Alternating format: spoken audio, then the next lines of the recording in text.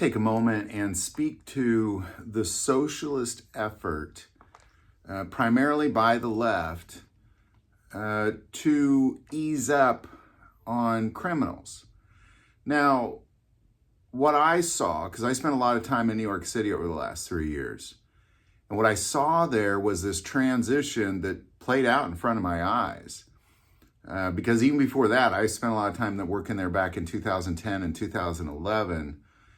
And what I saw over the last decade, and especially just over the last 3 years, was that crime became rampant in the subway system, on the streets, in the stores. And there were a couple reasons because, all of these reasons revolve around just being light on crime.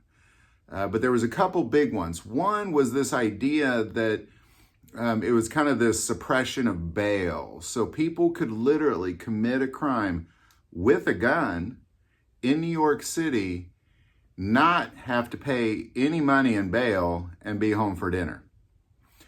This is a problem. And this was an idea to kind of help the poor criminals, those poor criminals, because, it's jail that's actually causing them to commit crimes.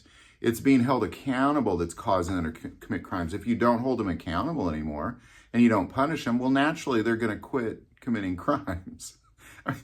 Come on, how ignorant do you really have to be? Now, I'm bringing this video up specifically because what we've seen is, of course, in the subway system. I wouldn't ride in the subway. I just wouldn't. I used to love the subway. I wouldn't go down there. I wouldn't go to Times Square. I used to love Times Square. Now, here's the thing, too, is that now what you're seeing is they're putting up these little flimsy plastic signs with zip ties that say, "No guns are allowed in Times Square." Because that's going to help. That will definitely help. Because what we've seen is the worst gun crime since the 70s and 80s. In 1990, there was 2,200 murders in New York City, and that was the worst they had really seen. And now what we're seeing is it's going back up to that. In Times Square alone, what we've seen just in the first half of this year is 272 violent crimes, some of those including rape, many of those resulting in death.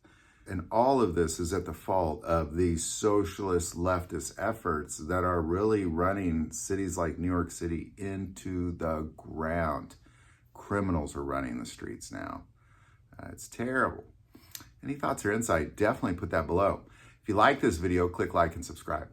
Feel called to support this channel. The Patreon link is also below. But the most important part of this channel is we take prayer requests, so never hesitate to send that in.